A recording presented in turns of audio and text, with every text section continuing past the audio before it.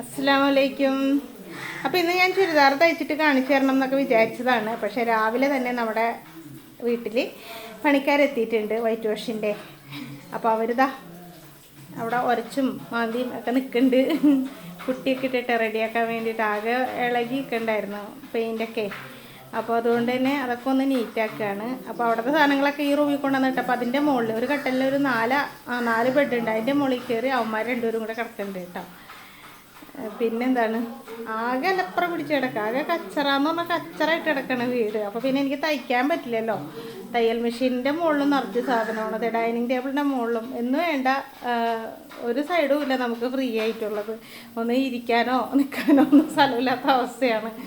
അപ്പോൾ ഇങ്ങനെ അലപ്പുറയിൽ കിടക്കണ കാണുമ്പോൾ തന്നെ എനിക്ക് ഭയങ്കര ടെൻഷനാണ്, ഭയങ്കര ബുദ്ധിമുട്ടാണ്. അപ്പോൾ എന്തായാലും ഞാൻ ഇന്ന് വീഡിയോ ഇടണില്ല. തയ്യൽ മെഷീനൊക്കെ ആ സൈഡിൽ കിടപ്പുണ്ട്, ആകെ കച്ചറ പിടിച്ച് കിടപ്പുണ്ട്. ഇതാ ഇവിടെ ഈ മൂലൊക്കെ കൊണ്ടുവന്നിട്ടിട്ടുണ്ട് കേട്ടോ.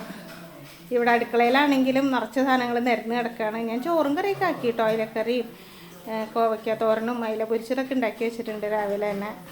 കണ്ട പിള്ളേരുടെ റൂമാണിത്. ഭിത്തിയൊക്കെ കഴുക്കി പിടിച്ചിട്ടുണ്ട്, അതൊക്കെ ഒന്ന് റെഡിയാക്കണം. ഇത് പിള്ളേരുടെ ബുക്ക് വെക്കണ ഷെൽഫാണ്. ഇതിന് ഇത്തിരി വെയിറ്റ് കൂടുതലായതുകൊണ്ട് ഞങ്ങൾ അത് അഴിക്ക് അങ്ങോട്ട് കൂടെ മാറ്റിയില്ല, അതങ്ങോട്ട് നീക്കി വെക്കാമെന്ന് വിചാരിച്ചു. അപ്പോൾ അതാ ഇതൊക്കെയാണ് നമ്മുടെ വീടിൻ്റെ അവസ്ഥ. അപ്പോൾ ചുരിദാർ വയ്ക്കുന്ന വീഡിയോ ആയിട്ട് വരാം കേട്ടോ. നമ്മുടെ ബൊമ്മക്കുട്ടീനെയൊക്കെ ചാക്കിലാക്കി വെച്ചിട്ടുണ്ട് കണ്ടോ.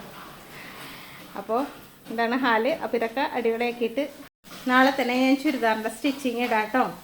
അപ്പോൾ സ്റ്റിച്ചിങ് വേണമെന്ന് ഒരുപാട് പേര് പറഞ്ഞിട്ടുണ്ടായിരുന്നു, അതുകൊണ്ട് തന്നെ ഞാൻ സ്റ്റിച്ച് ചെയ്തിട്ടില്ല. നിങ്ങൾക്ക് മുമ്പിൽ ഞാൻ സ്റ്റിച്ച് ചെയ്ത് കാണിക്കാം.